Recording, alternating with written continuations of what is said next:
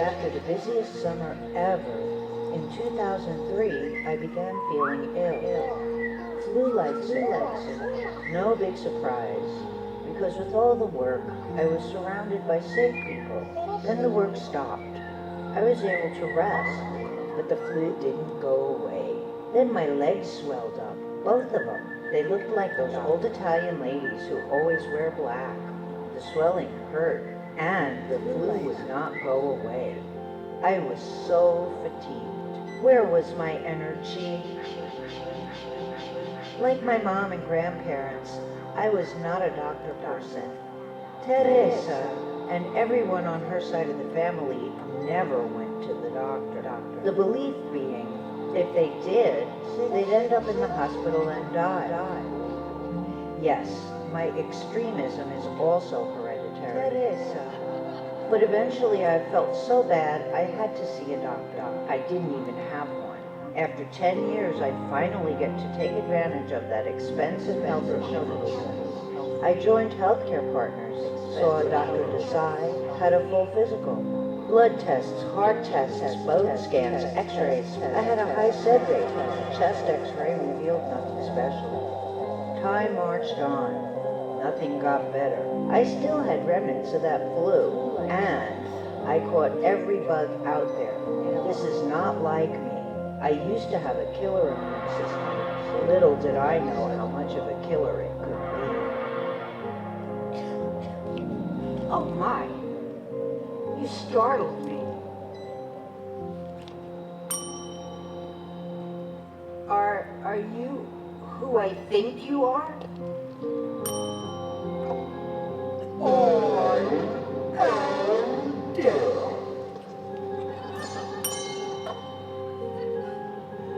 Are you here for me?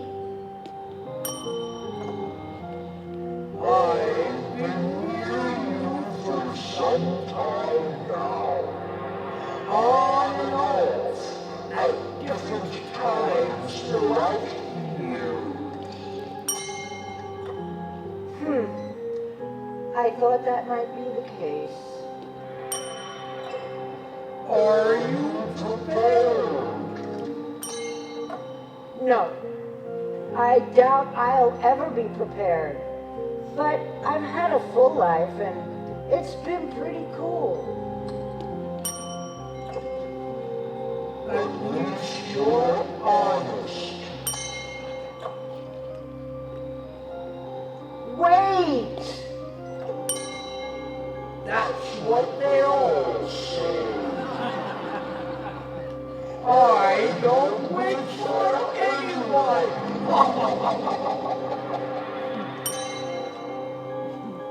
But you like games though, don't you? There must be something you like. Maybe questions, challenges, riddles, something? Sometimes, but I grant no reprieves, and you might as well know I am a very good gamer. Well, so am I. You think you're a better gamer than I am? I was Crystal Quest Queen. And damn good at Tetris, I'll have you know. Wait, I got it. Let's play Dungeons of Doom. That ought to be right up your alley. Why do you want to play games with me? I have my reasons. You have a right to your reasons. The condition is, as long as you don't win, I live. And if I win, you release me for now. Does that work for you?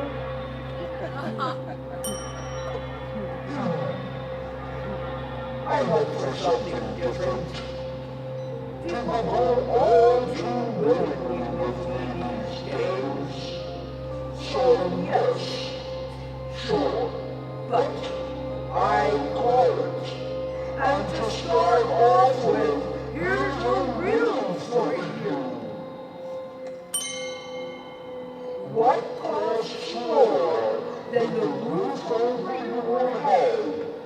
and you might not even use it for years and years and years. Good luck with that. Jeez, who would be so stupid as to pay for something for years that they might not even use? I wonder what that might be. You'll figure it out.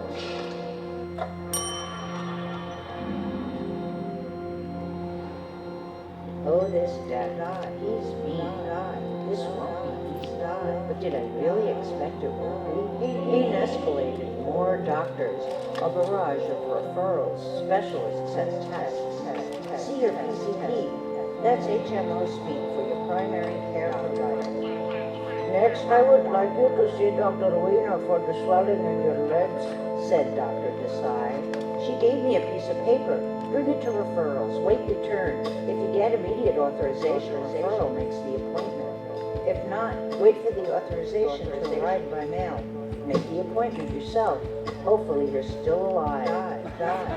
Dr. Wiener, rheumatologist, famous throughout the San Fernando Valley for draining pints of blood from his patients. He's an old-fashioned doctor, the kind who touches and listens to your body. Desai was different. She's younger and newer, more of a by-the-book doctor. I asked to see an acupuncturist, hoping to relieve my ever-growing pain and weakness. Every day my laptop seemed heavier, till I almost couldn't carry it. Me, who used to carry 35-pound sandbags, one in each hand. May 2004. I feel a huge lump behind my left knee. I totally freak out. Desai refers me to an orthopedic surgeon who shoots cortisone directly into my knee. Ow! It was a Baker's cyst and benign. Meanwhile, the doctors couldn't figure out what was wrong. Cliff was more of a doctor than the doctors, except for maybe Wiener, who really cared and advised Desai to send me for more tests, more referrals, more paperwork, more appointments. He was determined to figure out what was wrong, and that was just fine with me. I really needed to know. Then Desai said, I think it must be menopause. Sheesh. Spring and summer 2004 were incredibly fatiguing. I had performances, residencies. I'd lie down whenever I could. The fatigue was enormous. It was obvious something was very, very wrong. I kept losing weight. Great! I'd never lost weight so easily in all my life. Now I realize that could be an indicator of big problems. My goal of 135 pounds was met, and I kept losing. Great again, I thought. I'll be able to eat more later if I keep losing weight now. So I didn't try to stop. But I got worse and worse, weaker and weaker. The fatigue escalated. My chi is gone. More doctors, more specialists. The result, more tests. Ultrasounds, echocardiograms, pulmonary functionality tests, thyroid ultrasound, bone density scans, more x-rays, an eye doctor, a gastrointestinal doctor, and one of my favorites, a pulmonologist, doctor. Obviously, I was making up for the previous 25 years of doctorless bliss. My SED rate was 99. SED rates of 100 plus usually mean cancer, but nothing pointed to cancer. What was going on? Now I understood what my father meant when he said, Maria, not knowing is the most difficult part. Finally, I had enough tests to warrant a CT scan.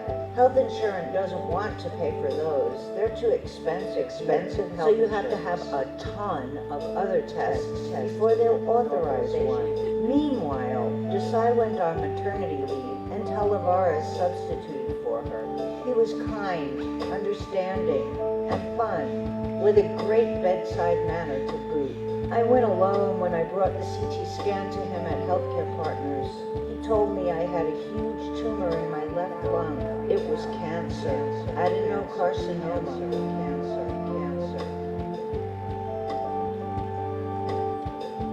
I was speechless, but I felt an odd sort of relief. He left me in a room and told me to stay as long as I wanted. I didn't cry too long. If I even did cry, I can't remember. I didn't want to be in a freezing, sterile environment. I quickly went home. Jason and Cliff were there. I hugged them tightly as I told them the diagnosis. Died. That was October 21st, 2004. So what's next? How do we treat it? Can we treat it? Wait! We need authorization for more invasive tests.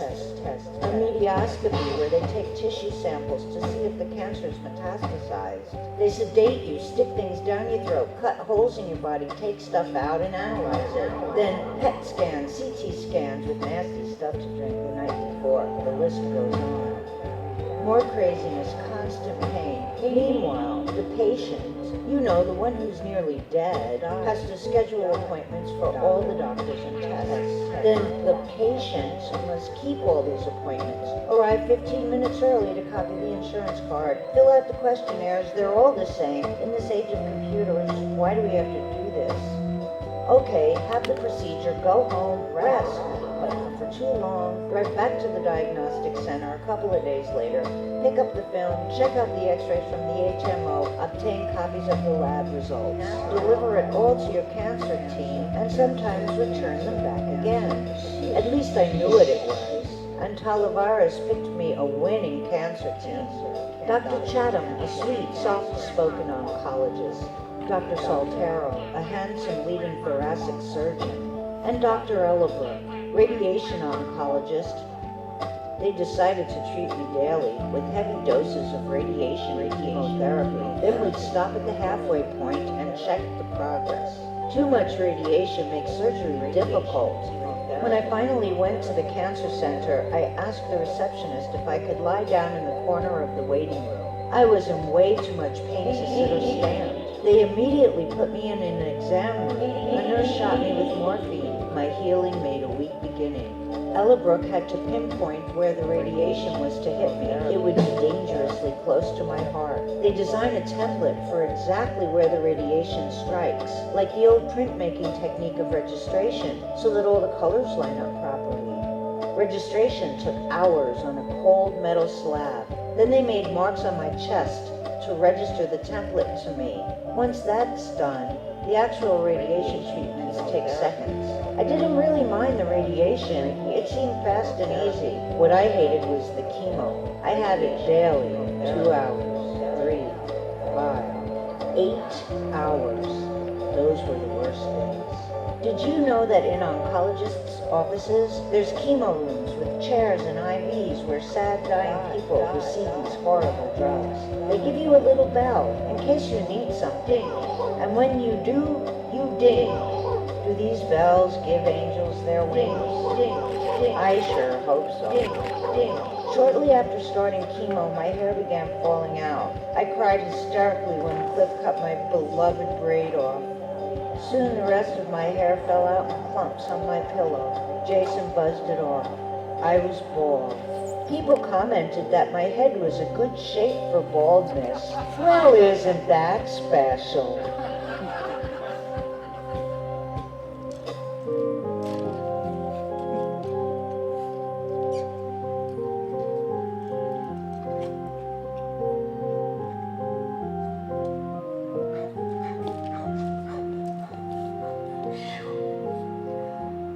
Wow, that death, he plays a vicious game. Perhaps I ought to be nice to him. Maybe make him forget about his mission and his claim on me. Huh. I know, I'll make him some tea.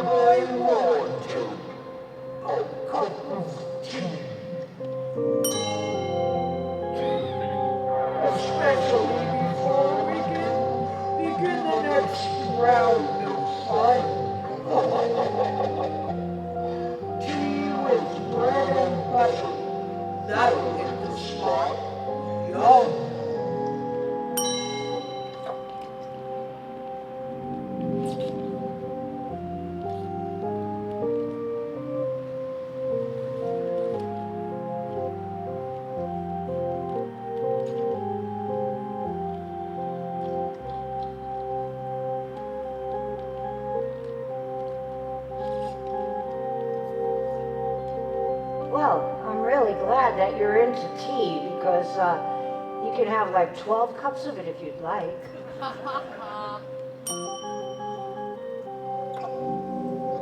Well, it looks like I'm winning.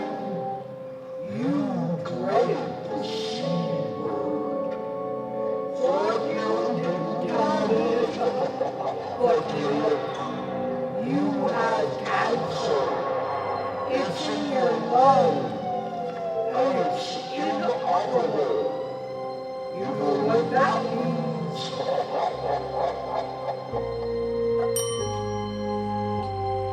Yeah, it means I don't have to have an operation. I like that a lot. It means that our game will end very soon, and I will win. But I'm still not ready, and I'm a very, very determined and stubborn person. So don't get your hopes up. Your hair was cutting. Yours is much too long and pretty. I'll have none of that. You shouldn't make such personal remarks. It's very, very rude. I'll never cut my hair. I love it. Only a trim. Oh, yeah. Well, what do you think about this?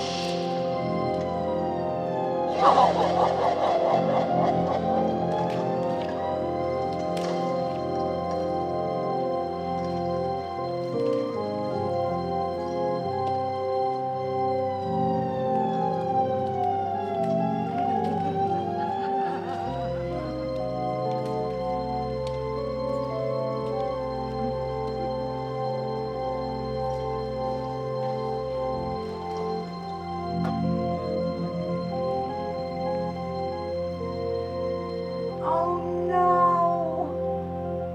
I've always feared this. It isn't a bad shape though, is it? Kind of smooth. But I love my hair. I've been a competitor all my life, but I don't know if I could win this one. I didn't realize that inoperable means a death sentence. So it really does sound like I'm losing.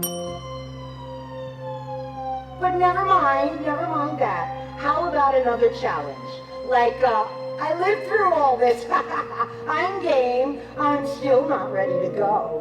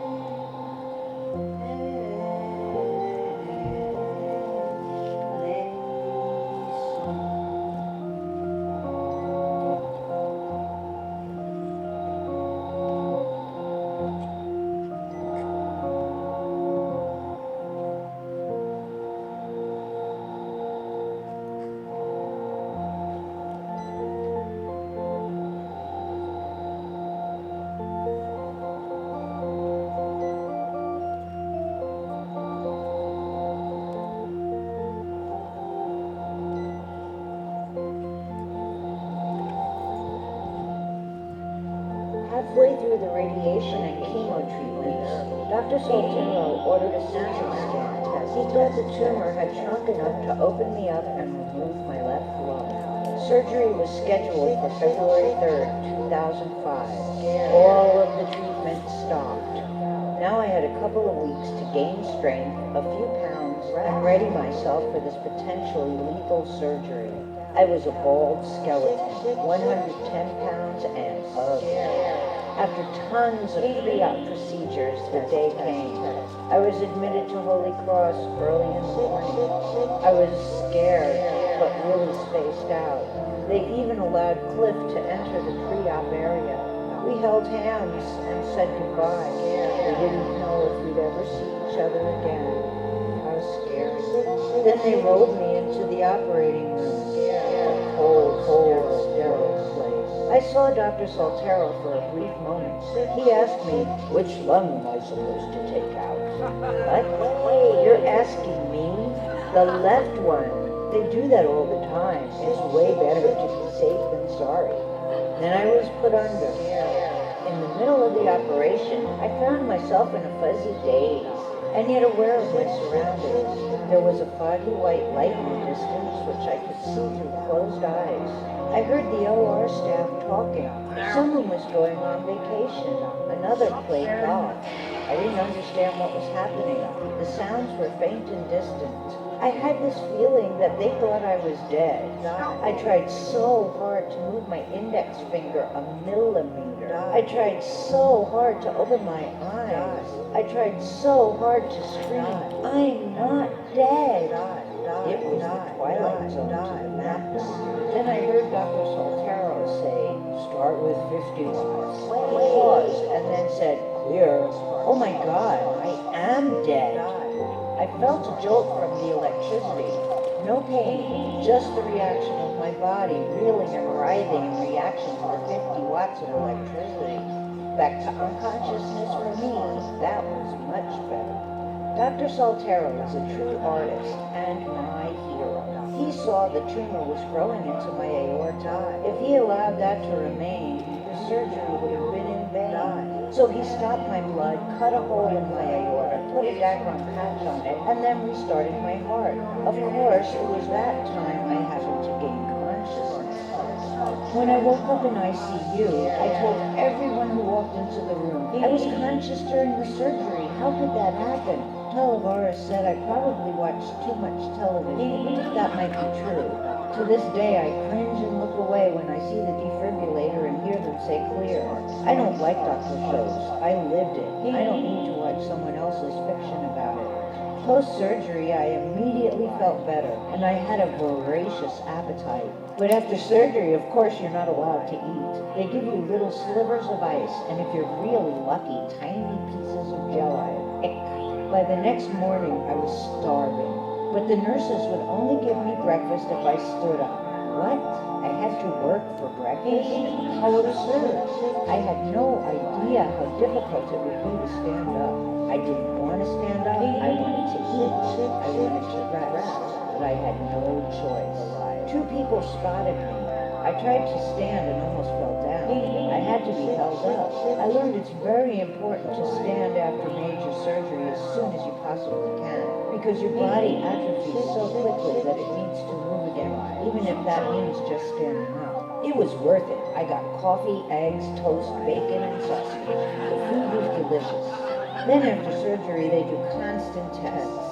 They rolled me to other rooms on the gurney. Now, I was the one on the gurney, as opposed to looking at the poor people being rolled around. New understandings happened.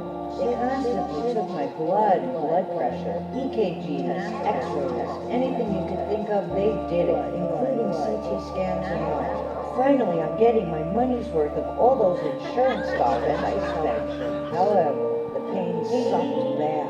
I had an epidural, spinal tap, to get pain drugs in you fast. But as soon as they gave me morphine, I wanted more. No matter how much morphine they dripped into me, I still hurt. No doubt. They cut me up, separated my ribs, removed a vital organ, cut a hole in the main channel to my heart. There just aren't good enough drugs for that kind of abuse. And what a sight I was. Tubes or us, catheter, oxygen, IV, epidural, morphine strip. I even scared the volunteer. After 3 days, I got my own room. At Holy Cross, every patient gets their own room. I really appreciated that. I didn't want to have to put up with a dying roommate who was constantly complaining. They gave me a room next to a nursing station, which was both good and bad. I could hardly sleep a wink, but I could easily get the nurse's attention. You never get enough sleep in the hospital because they constantly wake you up to do things. You need to go home just to recuperate. They let me out of the hospital 6 days later, one day early.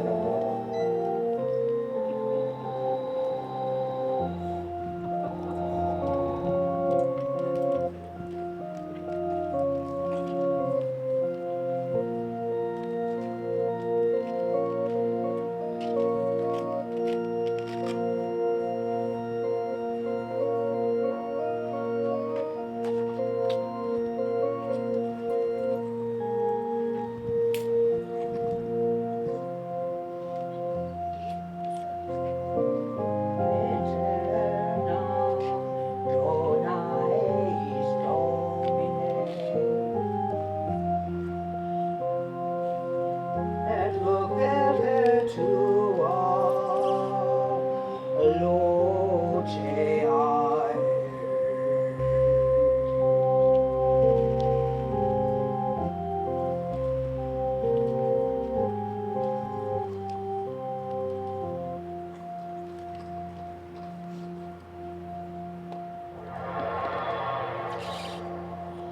Wow, it's really unbelievable how the minute I woke up from surgery, I felt better and I wanted to talk. They will never be able to remove the wound I had on you.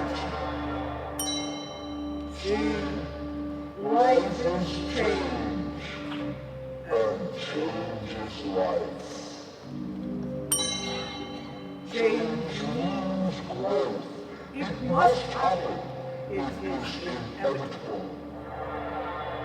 But you neurons are always trying to control everything. So when you insist on working hard to keep things the same, growth still happens. Maybe it's the dawn. Maybe it's malignant. Catch my drift.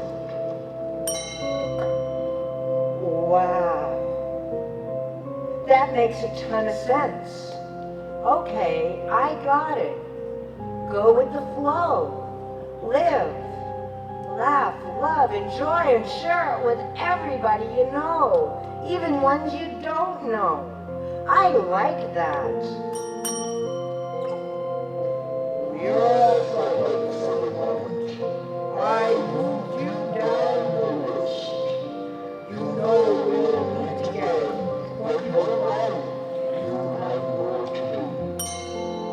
Enjoy it, because you'll never know when you're going to see me again.